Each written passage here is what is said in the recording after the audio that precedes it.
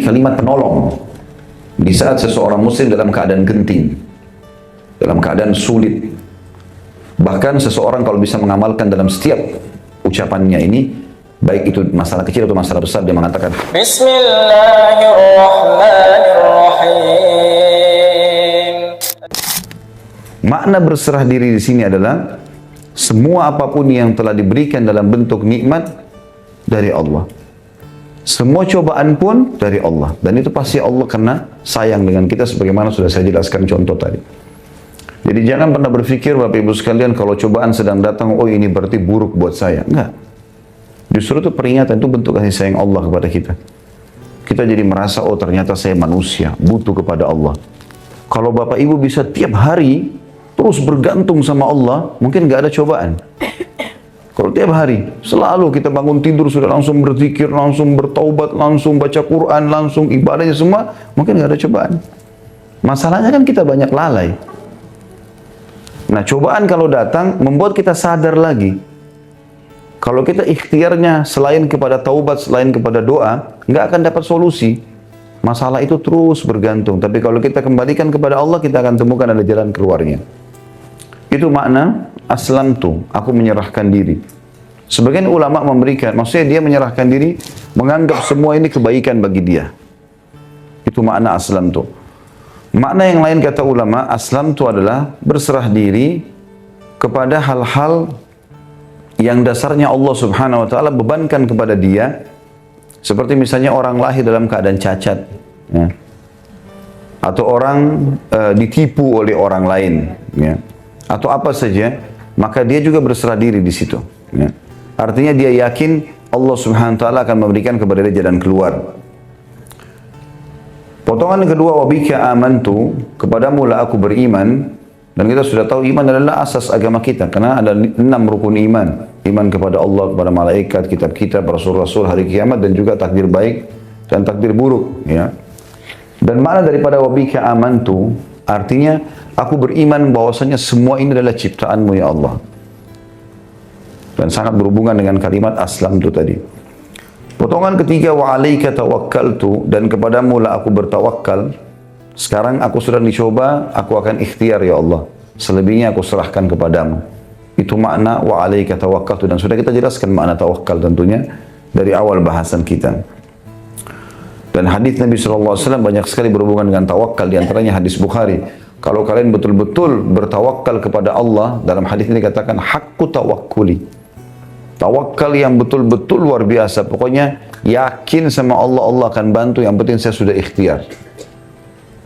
Maka kata Nabi SAW, Allah pasti memberikan kepada kalian rezeki sebagaimana induk burung yang keluar di pagi hari mencarikan makanan buat anaknya yang disarang, lalu dia kembali sore hari sudah membawakan makanan untuknya.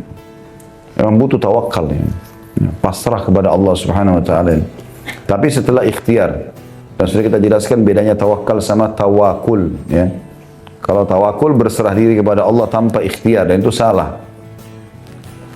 Potongan keempat, wa ilaika anabtu. Makna anabtu di situ adalah kepadamu aku kembali, maksudnya mengembalikan urusanku. Ya. Apapun sifatnya, ya. Apapun perkara, sekecil sampai sebesar apapun, kembali kepada Allah. Masalah kecil, pengen keluar rumah, supaya Allah mudahkan, ya Allah mudahkan supaya lancar, tidak macet. Pengen ke satu tempat, ya Allah mudahin parkiran buat saya. Hal-hal kecil yang kadang-kadang orang tidak fikir, itu makna inabah. Kembali kepada Allah walaupun pada hal-hal yang kecil. Dan memang Allah sudah ajar kita itu kan. Mau minum, baca bismillah. Minum hal yang sederhana, tiap hari kita lakukan. Selesai, baca alhamdulillah. Mau tidur, mau masuk kamar mandi, keluar kamar mandi. Memang semuanya disuruh kita inabah kepada Allah. Harus bergantung kepada Allah SWT. Ya. Kemudian wabika khasamtu, ada angka kecil 105. Lihat ya. Lihat nggak? Di bawah ada tulisan itu. Maksudnya dengan musuh-musuh agama. Kalaupun kita harus keluar berperang, memang karena itu musuhnya Allah. Karena mereka keluar ingin memerangi agamanya Allah, maka kita perangi mereka. Itu makna umumnya. Makna khususnya adalah aku akan memusuhi siapapun yang engkau suruh musuhi dari ahli maksiat. Ahli maksiat orang yang berbuat dosa dalam terang-terangan melakukan maksiatnya. Maka akan musuhi perbuatan maksiatnya karena engkau melarangnya ya Allah. Itu makna lain. Jadi makna globalnya adalah aku keluar menyerang musuh-musuh yang membenci agamamu ya Allah, itu kan seperti jihad. Kemudian makna khususnya adalah aku akan memusuhi semua maksiat yang sudah engkau larang.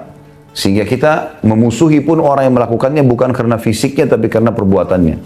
Kalau dia sudah tinggalkan tentu saja kita tetap kembali bermuamalah dengan dia dengan baik tentunya.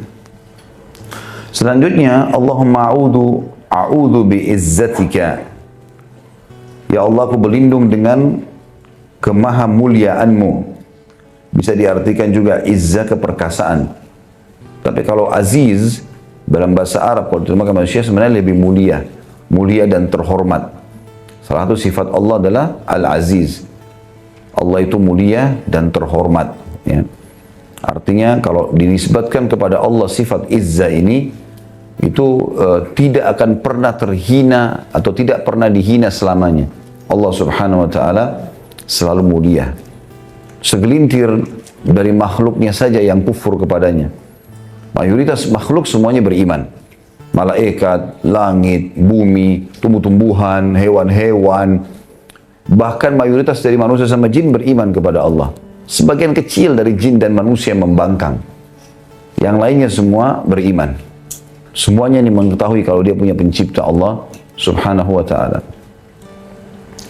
La ilaha illa ant, kalimat yang paling mulia tentunya, kalimat tauhid. Tidak ada Tuhan yang berhak disembah kecuali engkau. Maknanya adalah, aku tidak mungkin bergantung kepada selain engkau ya Allah. Antudillani, agar engkau tidak menyesatkanku. Di sini muncul pertanyaan, apakah memang Allah akan menyesatkan? Ya, jawabannya. Yahdi man yasha wa yudhillu man yasha. Allah memberikan petunjuk siapa yang dia suka, Allah sesatkan siapa yang dia suka. Tetapi Allah menyesatkan siapa yang dia suka ini dengan kemaha-adilannya. Jangan bayangkan seperti kita manusia. Kita kalau marah sama seseorang, lalu kita menghukumnya, itu berbeda dengan Allah SWT. Kalau kita kena emosi, karena ego, ya, karena mungkin kezaliman, kalau Allah tidak, dengan kemaha-adilannya. Seperti misalnya kasus umat-umat sebelum kita yang telah Allah binasakan. Kaum Samud, kaumnya Nabi Saleh, kaum Ad, kaumnya Nabi Hud, Fir'aun, kaumnya Nabi Musa, Namrud, dan wilayah Babilonia, kaumnya Nabi Ibrahim. Semua ini kaum negeri Sodom, kaumnya Nabi Lut, Allah binasakan karena mereka sudah diperingatkan oleh Rasul. Utusan-utusan Allah ini bertahun-tahun tidak mau dengar. Maka Allah SWT sesatkan mereka sekalian. Ya. Makna sesatkan di sini, Allah di akhir-akhir setelah peringatan-peringatan terakhir sampai kepada mereka, mereka tidak mau, maka Allah tutup hati-hati mereka sehingga mereka sama sekali tidak dapat hidayah lagi. Dan mereka sudah tidak punya kesempatan untuk taubat. Makanya umat-umat sebelum kita yang dihukum ini, mereka 3 hari, seminggu sebelum binasa, itu Allah limpahkan nikmat yang luas pada mereka. Badannya makin sehat, mereka makin tertawa, ya. Hewan-hewan ternaknya makin sehat, buah-buahannya makin subur, cuaca enak. 3 hari, seminggu sebelum binasa itu. Maka mereka makin lalai. Allah SWT sesatkan mereka dengan itu. Karena Allah sudah tahu ini tidak akan pernah mau mengikuti petunjuk. Itu makna daripada dhalal atau antudillani. Dan Nabi SAW berlindung dengan itu. Jangan sampai ya Allah aku termasuk orang yang melanggar, tidak mau engah dengan peringatanmu, lalu kau sesatkan aku. Sehingga datanglah hukuman Allah. Karena hukuman Allah Bapak Ibu sekalian tidak akan datang kecuali pada orang yang sudah puncak pembangkangan. Ya, peringatan-peringatan datang, tadi saya kasih contoh tahapan-tahapannya. Nanti terakhir tetap ngotot lakukan, maka sekalian Allah hukum. Dan itu bahaya. Allah menggunakan kalimat dalam Al-Quran tentang masalah ini, akhadnahum bagtah. Kalau mereka tetap lalai dan sudah sampai pada puncak peringatan tidak mau tahu, maka kami akan menghukum mereka sekonyong-konyong, tiba-tiba. Dan mereka tidak sangka. Antal hayyul ladzi la tamut. Wal ins wal jin wal ins yamutun. Karena engkau adalah zat yang maha hidup dan tidak akan pernah mati. Oleh karena itu aku memohon kepadamu sementara jin dan manusia semuanya mati. Ini sifat Allah yang mulia, namanya Al-Hayy. Al-Hayy, yang maha hidup. Biasanya di dalam doa-doa Nabi SAW yang lain digabung antara Al-Hayyul Qayyum, seperti dalam ayat kursi misalnya, ya, Allahu la ilaha illa wal hayyul qayyum. Allah yang tidak ada Tuhan yang berhak disembah Tuhan selain Dia, yang maha hidup dan maha berdiri sendiri. Atau makna lain, qayyum adalah selalu mengurus makhluknya. Hayy ini adalah sifat mulia dari Allah SWT. Dan ada satu hadis yang mulia tentang masalah istighfar. Istighfar ini bisa mendapatkan keutamaan sampai membersihkan semua dosa, justru kan ada sifat hayy-nya Allah di situ. Yang bunyinya astaghfirullahil azim alladzi la ilaha illa huwal hayyul qayyum wa atubu ilaih. Kata Nabi SAW, siapa yang baca istighfar ini akan diampuni dosanya walaupun sebanyak buih di lautan.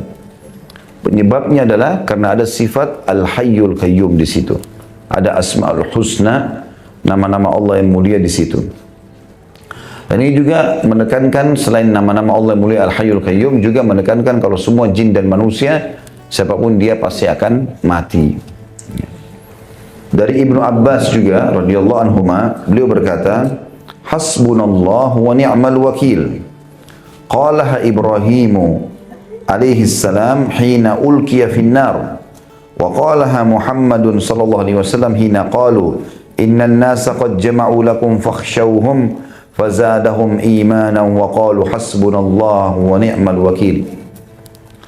Kalimat hasbunallah wa ni'mal wakil, kata Ibnu Abbas radhiyallahu anhuma, cukuplah Allah menjadi penolong kami dan Allah sebaik-baik pelindung, diucapkan oleh Nabi Ibrahim alaihissalam ketika beliau dilemparkan ke dalam kobaran api sehingga Allah selamatkan.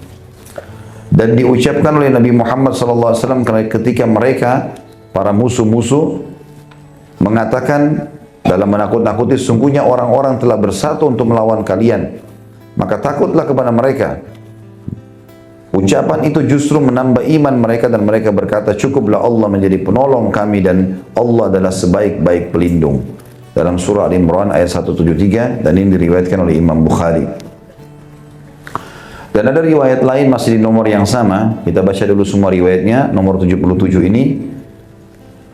Dari juga riwayat Bukhari, Ibnu Abbas juga meriwayatkan, beliau berkata, kana akhiru qawli Ibrahim alaihi salam hina ulkiya finnar hasbunallah wa ni'mal wakil. Akhir kata-kata Nabi Ibrahim alaihi salam saat dilemparkan ke dalam api ialah, cukuplah Allah menjadi penolong kami dan Allah adalah sebaik-baik pelindung. Surah Al-Imran 173. Kalimat ini kalimat penolong di saat seseorang muslim dalam keadaan genting, dalam keadaan sulit. Bahkan seseorang kalau bisa mengamalkan dalam setiap ucapannya ini, baik itu masalah kecil atau masalah besar, dia mengatakan hasbunallah wa ni'mal wakil, kata para ulama, Allah pasti akan tutupi permasalahannya itu. Dan Ibnu Abbas radhiyallahu anhu menyebutkan di sini tentang masalah Ibrahim alaihissalam mengucapkan pada saat dilempar di api untuk menjelaskan, ketahuilah kalau Ibrahim alaihissalam selamat justru karena kalimat ini. Api berkobar, dilempar ke dalamnya dan selamat justru karena kalimat hasbunallah wa ni'mal wakil. Ada yang fitnah Bapak Ibu sekalian, hasbunallah wa ni'mal wakil. Ada yang ganggu, hasbunallah wa ni'mal wakil. Selalu kita ucapkan, Allah akan jadi pelindung bagi dia. Ya. Kita pasti akan ditolong dan kita akan dilindungi. Dan kasus Nabi Muhammad SAW disebutkan dalam hadis ini, dan Nabi Muhammad SAW ucapkan pada saat orang-orang berkata kepada beliau. Jadi ini ahli tafsir mengatakan ini terjadi pada saat kasus Hamrat Asad, peperangan Hamrat Asad. Jadi di perang Uhud Nabi SAW muslimin sempat terkalahkan dan luka-luka semua badannya. Ini pernah saya ceritakan kisahnya. Tidak ada satupun sahabat termasuk Nabi SAW kecuali luka. Dan minimal mereka punya 3 luka di badannya. Sabetan pedang, tombak, luka semuanya. Sampai ada sahabat gak bisa lagi jalan. Tinggal dipikul, lalu dimasukkan ke dalam rumahnya. Itu terjadi di tahun 3 Hijriah di hari Sabtu. Pas sudah selesai, perang terjadi habis duha. Kemudian selesai peperangan menjelang asar. Sudah sore, orang-orang musyrik sudah pulang, Nabi SAW pulang bersama muslimin. Jenazah-jenazah dikuburin syuhada Uhud, kemudian pulang ke Madinah. Waktu tiba di Madinah, tiba waktu sholat maghrib dan isya, Nabi SAW imami sholat sedikit sekali sahabat yang hadir. Karena mayoritasnya luka di perang. Yang ikut perang kan sekitar 700 orang ya, bersama Nabi SAW. Maka yang tinggal di masjid orang-orang tua, anak-anak gitu. Ada juga sahabat yang masih merasa kuat hadir bersama Nabi SAW. Rupanya Nabi pada saat itu menerima wahyu. Pas habis sholat subuh, menerima wahyu. Kalau perintah Allah seluruh yang ikut di Uhud kemarin, keluar kejar Quraisy. Dan tidak boleh orang baru. Harus mereka saja. Yang luka-luka itu. Gitu kan? Ini luar biasa nih kisahnya. Sampai-sampai kita bisa bayangkan kalau kena pisau dapur saja tangan kita, ya, dan berdarah itu sudah sakit luar biasa. Atau mungkin kena apalah ya, kakinya kena paku misalnya. Ini badan mereka, minimal di antara mereka itu kena 3 sabetan pedang atau tusukan tombak. Luka, ada yang penuh 70 luka di badannya, gitu kan. Tapi perintah Allah SWT suruh keluar mereka. Maka para utusan Nabi SAW keliling Madinah. Wahai yang hadir di Uhud kemarin, dan bukan selain kalian, tidak boleh orang baru, bukan orang yang sehat, yang sakit-sakit itu kemarin. Semuanya kalian diperintahkan oleh Allah, wahyu telah turun kepada Nabi SAW untuk menyerang Quraisy. Uniknya pada saat itu, semua sahabat yang tadinya luka-luka ini bangkit, bangun. Ada yang jalan merangkak, ada yang dipikul sama temannya, ada yang dibantu oleh anak-anaknya dinaikkan di atas kuda. Pokoknya mereka jalan semua. Sampai ada 2 anak muda, seluruh kepalanya sampai kakinya luka. Adik kakak umur 16-15 tahun dua-duanya. Mereka tergeletak, ibunya lagi rawat.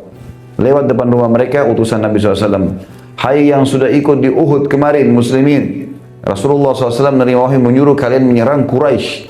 Dan Nabi SAW menunggu sekarang di pintu gerbang Madinah. Maka si kakak bilang sama adiknya, bagaimana bisa kita tetap di ranjang sini sementara utusan Rasulullah SAW sudah memanggil kita?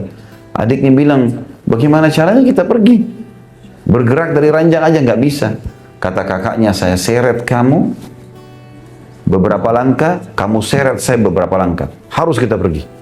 Lalu mereka saling seret-seret berdua dalam kondisi luka. Sampai orang yang lihat menyaksikan nangis semua pada saat itu. Kejadian luar biasa ya. Pasukan Nabi SAW berkumpul di pintu gerbang Madinah, semuanya luka, dalam kondisi kesakitan. Ya, mereka masih ada yang ditampal dengan daun-daun badannya. Lalu Nabi SAW melihat mereka, lalu mengatakan, bergeraklah, bergerak, jalan. Bukan pasukan baru ini. Rupanya, orang-orang munafik di Madinah mengirim informasi kepada Quraisy. Quraisy masih istirahat di satu tempat namanya Hamrat Asad. Lokasi. Kalau Hamrat Asad ini terjemahnya sebenarnya singa merah ya. Itu makna, itu nama sebuah gunung di sana. Yang gunung itu kelihatannya bentuknya mirip singa dan warnanya kemerah-merahan. Itu sebagian hadis sejarah mengatakan. Sebagian lagi mengatakan memang di situ diberikan nama saja Hamrat Asad. Ya. Maka orang-orang Quraisy bingung. Mereka lalu bertanya kepada orang-orang munafik yang datang bawa informasi. Yang Muhammad bawa ini, pasukan baru atau pasukan kemarin? Kata mereka yang kemarin, dalam kondisi luka-luka. Gitu. Jadi bukan orang baru untuk berperang. Ternyata itu malah melemahkan Quraisy. Karena mereka mengatakan, bagaimana bisa orang yang luka-luka mau berperang? Berarti mereka betul-betul mau mati. Ini bahaya, bisa dendam. Daripada kita menghadapi mereka, lebih baik kita pulang ke Mekah bawa berita kemenangan. Lalu mereka mengutus beberapa orang menuju ke pasukan Nabi SAW untuk menakut-nakuti. Datanglah beberapa orang ke pasukan Nabi SAW lalu mengatakan, hai Muhammad, dari jauh, hai muslimin, kalian mau melawan lagi? Kemarin kan sudah kalah. Gitu kan? Dan itu terjadi hari Ahadnya. Karena Nabi SAW keluar hari Ahad pagi. Quraisy juga sudah bergerak meninggalkan Hamrat Asad. Janganlah kalian melawan. Karena pasukan Quraisy 2.000 lebih, pasukannya kan 3.000 orang. Ada korban beberapa orang, 2.900 pasukan Quraisy masih ada. Mereka sudah kuat dan mereka akan menyerang kalian, supaya takut gitu. Ternyata seluruh sahabat bersama Nabi SAW itu 700 orang atau 630 orang, karena ada 70 korban Uhud ya pada saat itu, mengatakan hasbunallah wa ni'mal wakil. Allah sebaik-baik penolong dan pelindung. Itu makna daripada potongan perkataan Ibnu Abbas radhiyallahu anhu dan Nabi SAW ketika mereka mengatakan kepada Nabi SAW, ya, sesungguhnya orang-orang telah bersatu untuk melawan kalian. Artinya Quraisy akan kembali melawan. Maka takutlah kepada mereka, pulanglah ke Madinah sebelum kalian dibunuh semua. Maka ucapan itu justru menambah iman mereka, maksudnya para sahabat dan Nabi SAW, dan mereka mengatakan, cukuplah Allah menjadi pelindung kami dan Allah adalah sebaik-baik pelindung. Justru Allah membuat mereka ketakutan. Akhirnya orang-orang Quraisy pulang semua dan Nabi SAW tiba di Hamrat Asad pada saat itu dan berkemah di situ selama 3 hari untuk membuktikan pada Quraisy memang betul-betul mau berperang. Tentu banyak hikmahnya di sini. Hikmah yang pertama, perang Uhud adalah perang kedua Muslimin. Artinya masih baru berperang. Sebelumnya Badar menang, sekarang Uhud kalah, gitu kan? Maka itu membuat syok secara kejiwaan. Supaya sahabat tidak syok berperang, tetap mau berperang, maka hikmah ilahi disuruhlah mereka keluar. Dan ternyata betul, dengan mereka keluar, Quraisy takut. Jadi tidak berpengaruh masalah luka-luka mereka itu, gitu kan? Akhirnya mereka pulang ke Madinah dalam kondisi puas. Walaupun mereka dikalah di Uhud, ternyata di Hamrat Asad mereka tunggu sampai 3 hari, Quraisy nggak berani datang. Maka menghidupkan kembali ma'nawiyah dalam bahasa Arab, artinya semangat itu kembali lagi hidup ya, untuk berperang. Dan betul terjadi. Setelah itu para sahabat semangat lagi mengejar mati syahid. Yang kedua, hikmahnya adalah untuk membuktikan kepada para sahabat, kalaupun kalian sampai berperang dalam kondisi kalian luka-luka, tetap Allah akan berikan kemenangan pada saat itu. Kalau seandainya Quraisy kembali menghadapi muslimin di Hamrat Asad, maka Allah akan memastikan kemenangan walaupun mereka luka-luka, dan akan terjadi korban yang besar pada Quraisy. Tapi karena mereka tidak kembali, maka Allah SWT memberikan ketenangan jiwa kepada muslimin dan menganggap sudah menang. Ya. Ketiga, memberikan hikmah kepada tentang kisah itu tentunya kepada para sahabat, kalau memang target seorang muslim adalah akhirat. Sekalian kalian sudah niat mati syahid, kejar surga, udah jangan setengah-setengah. Badan sudah luka sekalian. Gitu. Jadi mereka pun semangat pada saat itu mengejar mati syahidnya. Jadi kalimat ini Bapak Ibu sekalian gunakan dalam setiap keadaan. Hasbunallah wa ni'mal wakil. Hasbunallah wa ni'mal wakil. Selalu kita ucapkan. Apa saja kita merasa tidak nyaman, hasbunallah wa ni'mal wakil. Keinginan belum terpenuhi, ya, niat-niat belum tersampaikan, kaki belum sampai ke tujuan, ya, tangan belum sampai menjama. Hal itu adalah hal-hal yang merupakan hak kita dan keinginan yang baik, maka hasbunallah wa ni'mal wakil. Ya.